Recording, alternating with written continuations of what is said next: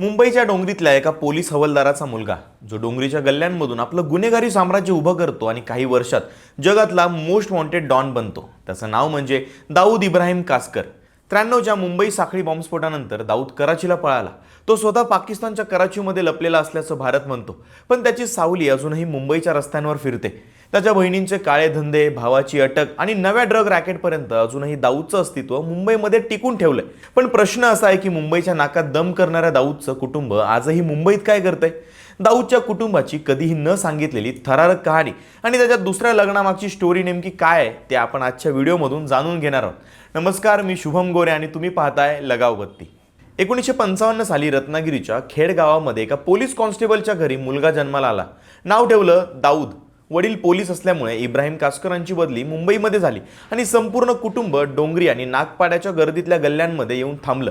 त्यांना एकूण 11 मुलं होती. वडील पोलीसमध्ये हेड कॉन्स्टेबल असले तरी दाऊद मात्र गुन्हेगारांच्या जगातल्या चकमकीकडे ओढला जाऊ लागला होता. तो एरियाच असा होता की घरातून बाहेर पडला की दाऊदच्या डोळ्यासमोर दिसत होत्या मोठ्या गाड्या, नोटांचे गठ्ठे आणि मुंबईच्या अंडरवर्ल्डचे राजे महाराजे. त्या काळात मुंबईचा हा संपूर्ण अंडरवर्ल्ड 3 मोठ्या नावांभोवती फिरत होता: हाजी मस्तान, करीम लाला आणि वरदराजन.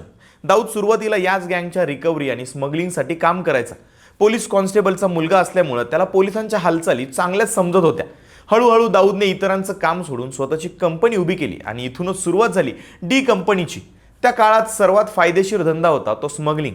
सोने, इलेक्ट्रॉनिक्स, बाहेरच्या देशातून बंदरावर येणारा माल, बड्या व्यापाऱ्यांची काळी रक्कम, उधारी वसुली आणि मग हळूहळू हवाला नेटवर्क आणि नंतर रिअल इस्टेटमध्ये जबरदस्तीची डील, या सगळ्यामधून डी कंपनीचं त्या काळामध्ये कोट्यवधी रुपयांचं संपत्ती होती.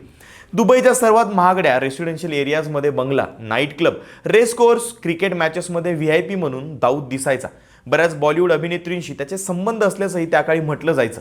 1993 मध्ये मुंबईमध्ये साखळी बॉम्बस्फोट झाला, ज्याचा मेन सूत्रधार दाऊदच होता अशा चर्चा अनेक सूत्रांकडून समोर आल्या. पोलिसांनी त्याचा शोध घ्यायच्या आधीच दाऊद देश सोडून दुबईला पळाला. नंतर भारताने ऑफिशियली दाऊदला मोस्ट वॉन्टेड दहशतवादी घोषित केलं. त्याचं नाव UN आणि इंटरपोलच्या लिस्टमध्ये गेलं आणि भारतीय एजन्सीने जाहीर केलं की तो पाकिस्तानातल्या कराचीमध्ये लपलाय आणि त्याला ISIचं संरक्षणही मिळतंय. असो, पण जसा दाऊद गुन्हेगारीकडे वळला तसंच त्याची काही भावंडं या दलदलीमध्ये ओढली गेली. 1993 नंतर हे कुटुंब विखुरलं गेलं. काही दाऊद सोबत पाकिस्तानात पळाले तर काही मुंबईतच राहिले. दाऊदच्या भावंडांपैकी काहीची नावं म्हणजे अनीस इब्राहिम, इक्बाल कासकर, हसीना पारकर, नूरा, मुस्तकीम, अनीस इब्राहिम, जैतून, फरजाना, हुमायून कासकर आणि साबिर कासकर. पण या सगळ्यांमधलं एक नाव नेहमी चर्चेत राहिलं ते म्हणजे दाऊदची बहीण असलेल्या हसीना पारकरचं, जिला नागपाडा भोकरवाडी भागामध्ये हसीना आपा अशा नावाने ओळखलं जायचं. असं म्हणतात की दाऊद पळून गेल्यानंतर मुंबईतलं त्याचं बेनामी साम्राज्य हसीना पारकरने सांभाळलं. नागपाड्यातील गार्डन हॉल हे तिचं घर अंडरवर्ल्डचा बालेकिल्ला असायचा. अनेकदा हसीनावरती केस दर्ज झाल्या, पण कोर्टामध्ये काहीच सिद्ध व्हायचं नाही. 2014 मध्ये तिचा मृत्यूही झाला. या हसीनाला एक मुलगा होता, अलिशा पारकर. याच अलिशाला NIAने डी कंपनीच्या टेरर फंडिंगमध्ये हात असल्याच्या केसमध्ये विटनेस म्हणून बोलावलं होतं. तेव्हा या अलिशाने असं सांगितलं की दाऊदने पाकिस्तानात एका पठाण महिलेशी दुसरं लग्न केलंय आणि दाऊदची पहिली पत्नी म्हणजेच महजबीन शेखला दाऊदने घटस्फोट दिलेला नाहीये आणि ती सुद्धा कराचीमधल्या क्लिफ्टन भागामध्ये दाऊद सोबत राहते आणि असा दावा केला जातो की ती आजही व्हॉट्सअप कॉलच्या माध्यमातून मुंबईतल्या आपल्या नातेवाईकांच्या संपर्कामध्ये असते. दाऊदचा सगळ्यात जवळचा भाऊ म्हणजे अनीस इब्राहिम, जो आजही दाऊद सोबत कराचीमध्ये डी कंपनीचं काम पाहतो अशा चर्चा आहेत.